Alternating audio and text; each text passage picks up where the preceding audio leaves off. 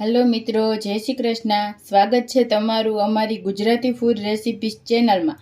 આજે આપણે બનાવશું ગુજરાતી દાળ ભાત. તો આપણે પહેલાં દાળ બાફવા મૂકશું. એના માટે મેં 1 કપ દાળ લીધી છે તુવેરની, 2 ચમચી આપણે સિંગના બિયા છે, 1 ટમેટું છે અને મરચાં છે આવી રીતના મોટા કાપી લીધા છે અને આદુનું છીણ છે. તો પહેલાં આપણે દાળને ધોઈ લેશું. તો આપણે આ દાળ 2-3 પાણીએ ધોઈ લીધી છે. હવે આપણે એને કુકરમાં એડ કરી દઈશું.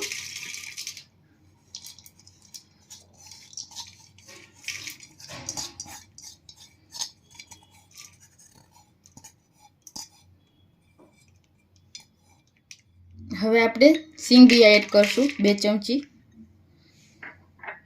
1 ટમેટું છે ઝીણું કાપેલું એ એડ કરશું. આપણે મોટા કાપેલા 3 મરચાં છે એ એડ કરશું અને ઝીણું ખમણેલું આદું છે 1 ચમચી એ એડ કરશું. હવે આપણે એમાં પાણી એડ કરશું.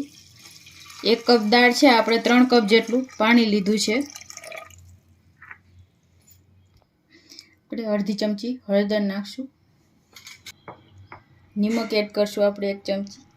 એમાં 2 ચમચી ઓઇલ એડ કરીશું જેથી આપણે દાળ બાફવા મૂકીએ તો આપણી દાળ ઉભરાય નહીં. હવે આપણે ઢાંકણ ઢાંકીને બાફવા મૂકશું દાળને.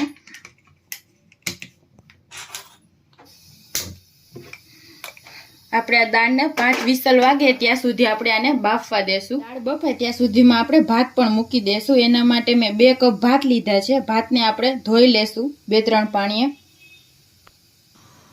તો આપણે 2-3 પાણીએ આપણા ભાત ધોઈ લીધા છે. હવે આપણે એને બાફવા મૂકશું. મેં પહેલાં જ 3 કપ જેટલું પાણી ગરમ મૂક્યું હતું, તો પાણી આપણું એકદમ સરસ ગરમ થઈ ગયું છે. હવે આપણે એમાં ભાત એડ કરી દઈશું.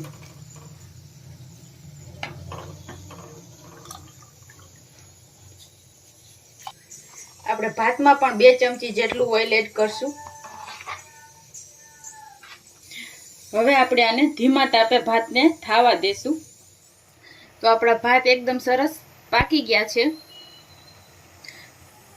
એકદમ સરસ આપણા ભાત પાકી ગયા છે. હવે આપણે ગેસ બંધ કરીને આને ઢાંકી દેશું. જો તમને આ રીતના, હું આ રીતના જ કરું છું, તમને આ રીતના ન ગમતા હોય તો તમે આને ઓહાવી પણ શકો છો ભાતિયામાં. તો આપણા ભાત તૈયાર થઈ ગયા છે. હવે આપણે એને ઢાંકી દઈશું. તો આપણે દાળને 5 સીટી વાગી ગઈ છે. હવે આપણે ગેસ બંધ કરીને એનું પ્રેશર જાતે જ ઠંડુ થવા દેશું. પછી આપણે દાળનો વઘાર કરશું. કુકરનું પ્રેશર ઠંડુ થઈ ગયું છે. આપણે દાળ ચેક કરી લેશું.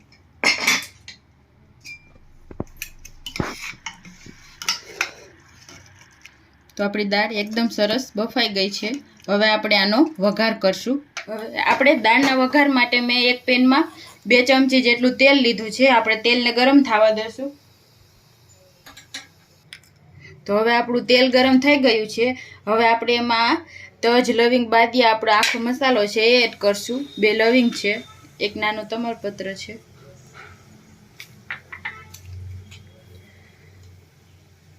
હવે આપણે એમાં અડધી ચમચી રાઈ એડ કરશું. રાઈ થોડી ફૂટી એટલે 2 સૂકા લાલ મરચાં છે એડ કરશું. અડધી ચમચી હિંગ એડ કરશું આપણે. હવે આપણે એમાં મીઠો લીમડો એડ કરશું.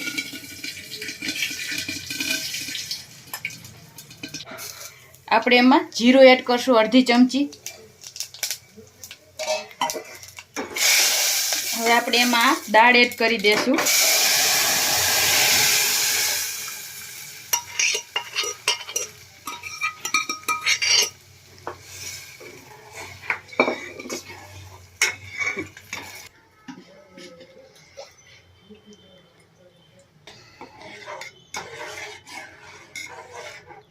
હવે આપણે એમાં 2 ચમચી ખાંડ છે આપણે એ એડ કરી દઈશું. આપણે એમાં થોડુંક મીઠું એડ કરશું. આપણે બાફામાં પણ નાખ્યું હતું એટલે આમાં આપણે જરૂર મુજબ જ નાખવાનું છે. હવે આપણે એમાં 1 લીંબુનો રસ એડ કરી દઈશું. આપણે મિક્સ કરશું બધું બરાબર.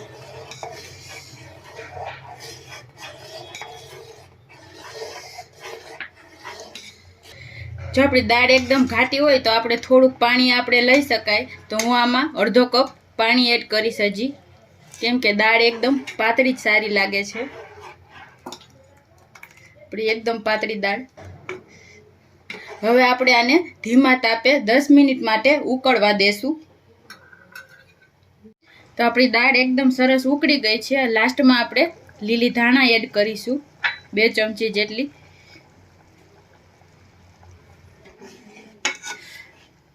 તો આપણી દાળ એકદમ સરસ થઈ ગઈ છે.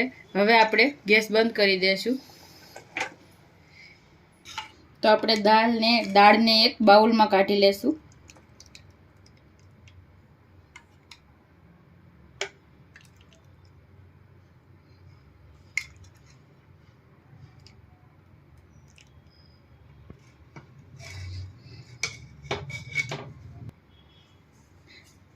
તો હવે ભાતને પણ આપણે એક પ્લેટમાં લઈ લીધા છે. તો તૈયાર છે આપણા ગુજરાતી દાળ ભાત. તો તમને અમારો આ વિડીયો કેવો લાગ્યો જરૂર જણાવજો. અને આવા જ વિડીયો જોવા માટે અમારી ચેનલ છે ગુજરાતી ફૂડ રેસીપી, એને લાઇક, શેર એન્ડ સબસ્ક્રાઈબ જરૂર કરજો. Thank you.